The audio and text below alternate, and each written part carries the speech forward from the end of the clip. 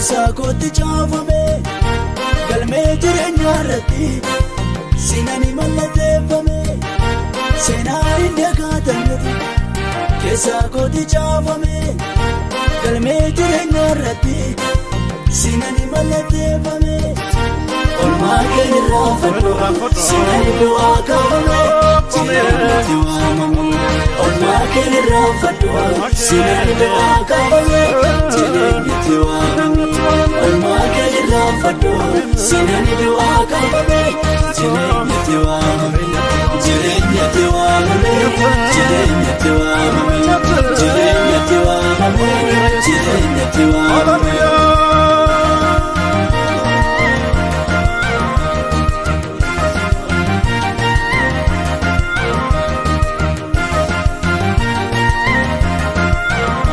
Daandii baafadhee gara mana kiyyaa dhuftee tarree warra du'anii keessa ka'ii mucaa koonaan jettee attama sirraan fadhare kana ta'u keessa koo jira wanta gara kootti ni yaadne naaf goote waan haaraa.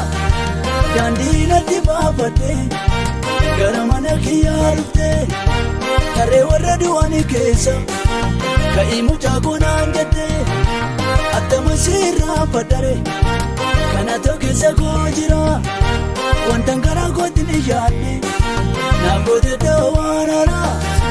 Olmaa keerraa fadhu sinani du'aa kaafame jireenyatti waamamu olmaa keerraa fadhu sinani du'aa kaafame jireenyatti waamamu olmaa keerraa fadhu sinani du'aa kaafame jireenyatti waamamu jireenyatti waamamu jireenyatti waamamu jireenyatti waamamu jireenyatti waamamu.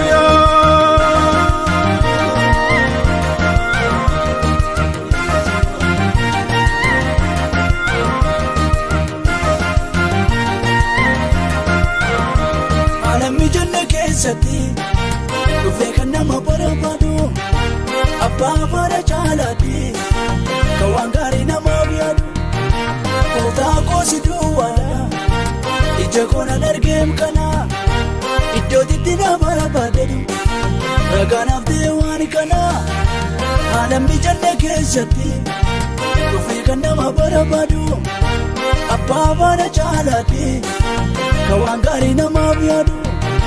Kootaa koosi duwwaadha ija koonaan argeem kana iddootitti na barbaadatu ragaanaaf ta'e waan kana olmaa keerraa fadhu sinani du'aa kaafame jireenyatti waamamu olmaa keerraa fadhu sinani du'aa kaafame jireenyatti waamamu olmaa keerraa fadhu sinani du'aa kaafame jireenyatti waamamu. Jireenyatti waamame jireenyatti waamame jireenyatti waamame jireenyatti waamame.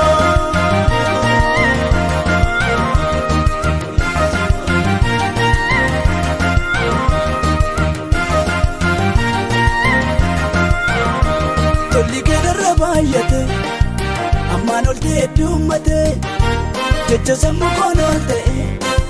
Olmaa keessa koo guute tolli keerra baay'ate ammaan ol ta'e duumate jecha sammuu koon ol ta'e olmaa keessa koo guute galaanni siifaa ta'u gootaan koo kaabajame teessoo keerratti jedhame galaanni siifaa ta'u gootaan koo kaabajame teessoo keerratti jedhame galaanni siifaa ta'u gootaan koo kaabajame. Teessoo keerratti jedhame teessoo keerratti jedhame teessoo keerratti jedhame teessoo keerratti jedhame teessoo keerratti jedhame teessoo keerratti jedhame teessoo keerratti jedhame teessoo keerratti jedhame teessoo keerratti jedhame.